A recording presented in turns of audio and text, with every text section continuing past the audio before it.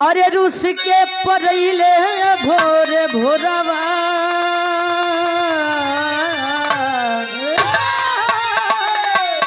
अरे रूस के परैले भोरे भोरवा बोलमुगा हमरो ले ले गईले से नूरा सिंघोरवा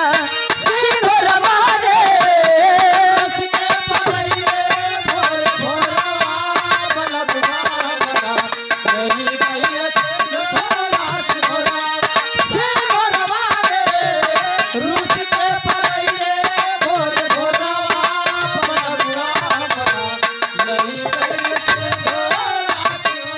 कभी का भाव है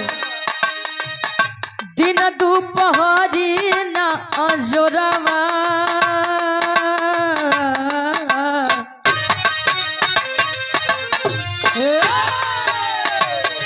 दिन दोपहर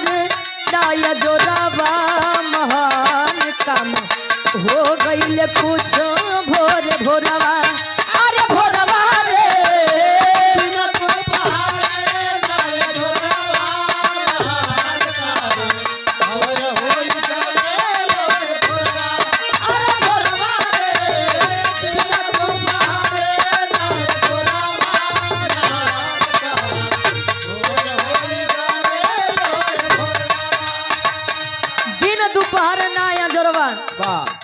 महान काम कुछ हो गईले भोरे भोरवा न दिन न दोपहर सुबह के समय में का भक्त कबीर जी प्रमाण देते हैं अंतर के पहले अंताल में पहुंचे जब तुलसीदास निज ससुररिया पहुंचे जब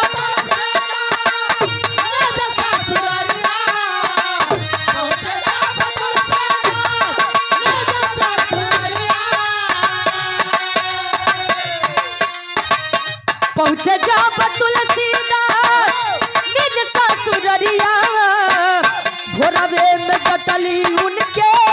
उनकर में हरिया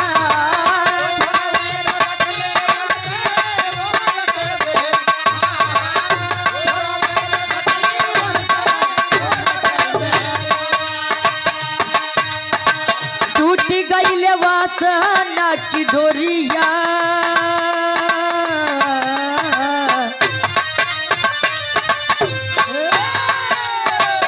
टूटी गईले वासना के डोरावा महान काम हो गईले कुछ भोरे भोरवा अरे भोरवा रे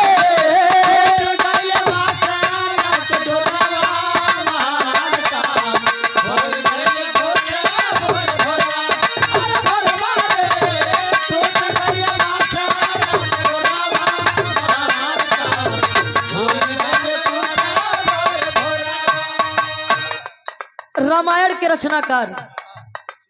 श्री रामचरितमानस के रचनाकार तुलसीदास जी पत्नी से इतना प्रेम करते थे कि जब पत्नी मायके गई आधी रात अपनी पत्नी से मिलने के लिए चले गए आंधी और तूफान में सुबह जब हुए इतनी बाधाओं के बाद बाधाओं का सामना करने के तत्पश्चात जब तुलसीदास अपने पत्नी के पास पहुंचे सुबह यानी ये टाइम भोरारिया के बेलों में जब अपनी पत्नी के पास पहुंचा कहे प्यारी जाने मन क्या बात है यार तो तो पूरा सेंटेंस हो या मतलब चेंज हो जाते हैं ए भैया तुलसीदास अपनी पत्नी से प्रेम का जब प्रस्ताव रखते हैं तो तुलसीदास की धर्म पत्नी उनको डांटते हैं पागल हो गए हैं आप अरे इतना नहीं बर्दाश्त भाई कम से कम 2 दिन 4 दिन के हम मायके बैठी चैन से हम कहीं तराई दें जब तुलसीदास की धर्म पत्नी ने उन्हें डांटा उनके मन से ये प्रेम का भूत उतर गया प्रेम का हाँ हो प्यार का जान गए कि केवल ही मतलबी संसार में और उसी टाइम से उन्होंने सोच लिया कि मन मंदिर अब केवल हाँ प्रभु के पीछे जाइए जा अंतरा के दूसरे अंताल में कवि जी लिखते हैं कैसे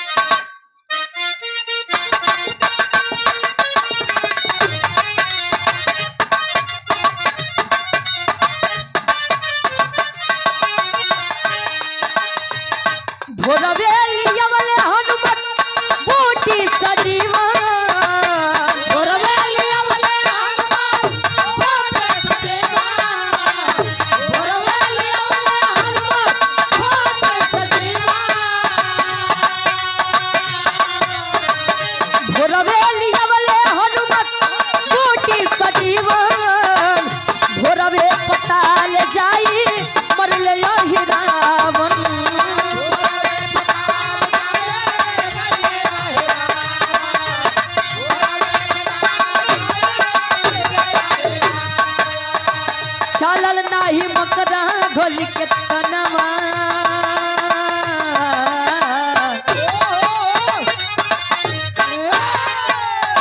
चलल नाही मकरन ध्वज के जोरवा महान काम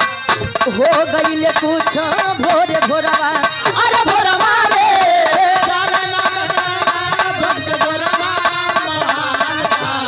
हो गइले कुछ भोरे भोरवा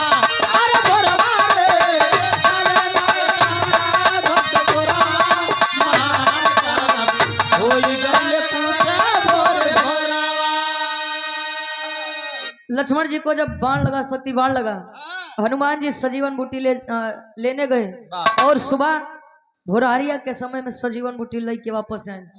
उपचार हुआ लक्ष्मण जी का। लक्ष्मण जी राम जी के गोद में सिर रख के लेटे हुए थे जब मूर्छित हुए थे तो लोग कुछ कहते हैं से भैया बतौबे बहन की इतना तो मैल से पैदा हो जाते। देखिए वेद में भेद नहीं, भेद है विद्वानों में। हाँ नवा समय हम रहे ना आप रहे, हाँ जो लिखा गया है और डॉक्टर बी आर अम्बेडकर साहब जी ने भी कहा है आपको मानना है तो मानिए, नहीं मानना है तो मत मानिए, लेकिन किसी भी धर्म जात देवी देवता का आप अपमान नहीं कर सकते। ए भैया जब प्रभु श्री रामचंद्र जी की गोद में लक्ष्मण जी मूर्छित होकर लेटे थे तो कई लोग ही कहते हैं अगर भगवान रहे तो कहे ना जी आई कहते हैं लोग, लेकिन संकेत रामायण हमें याद देता है कि सदैव दुआ पर ही भरोसा नहीं करना चाहिए, दवा का भी काम करना चाहिए। पता लाग मरीज के जरूरत बा दवाई के और तू करावत हो झाई और जब ना सही हो तो ये कहा भगवान कुछ हो ही नहीं करते। जरूरत बा मरीज के दुआ के तो तू लई के भागत हा दवाई लगे, मरीज नहीं ठिकान तो डॉक्टर खराब थे। ये भैया दवा और दुआ दोनों जरूरी होते हैं। और जानते हैं आप लोग जब अहिरावण आया था राम जी और लक्ष्मण जी का हरण करने, पातालपुरी में ले गया, किसका रूप बना के आया था? विभीषण का। सुबह में जा करके हनुमान जी ने ये भोरहरिये में, अरे सुबह भोरहरिया हो गए महाराज, हनुमान जी जाई के भोरहरिया में अहिरावण के मारे रहे, पंचमुखी रूप बनाई के। ये तीसरा प्रमाण ई भोरहरिया में। पहला भोरहरिया में ज्ञान तुलसीदास के मिला रहा उनके मेहरारू के डांटे से, और दूसरा मूर्छित लक्ष्मण को सुबह सुबह ये संजीवनी बूटी दी गई थी। तीसरा हनुमान जी पातालपुरी में जाके अहिरावण को मारे थे। चौथा प्रमाण का बा अब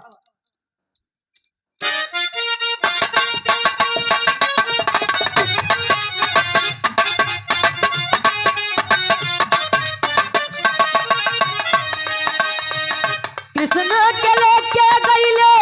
गोकुला नगरिया,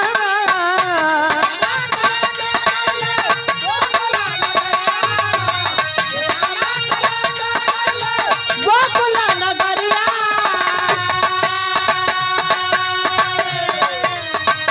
कृष्ण के लेके गईले गोकुला नगरिया, वासुदेव लौटे बेला रही भोरहरिया।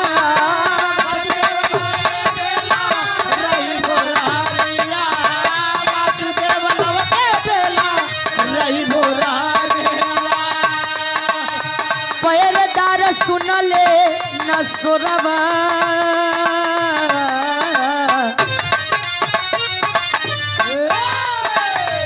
पैरदार सुनले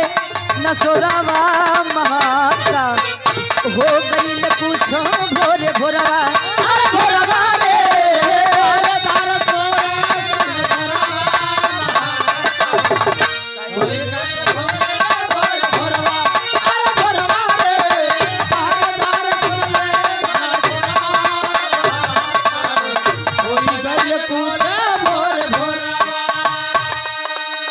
भगवान कन्हैया के बचावे बदे जब वासुदेव जी, अरे वाह, वासुदेव जी जब गोकुल नगरी में गए भगवान कन्हैया को देने के लिए नंद जी के द्वार पे गए, दिए और बेटी को लेकर वापस आए, सुपुत्री को लेकर जब वापस आए समय भोरे के टाइम रहा। बारे भगवान कन्हैया के माया, बारे भगवान कन्हैया के लीला, वासुदेव चला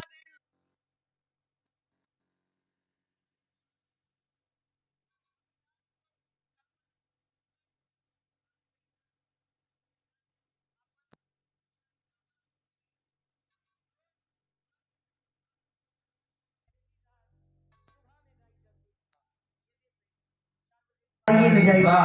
भोरहरिया में विचित्र विचित्र काम भवा भैया। ए भैया इस हम अपने गीत के समाप्ति कर आज के खाना के प्रश्न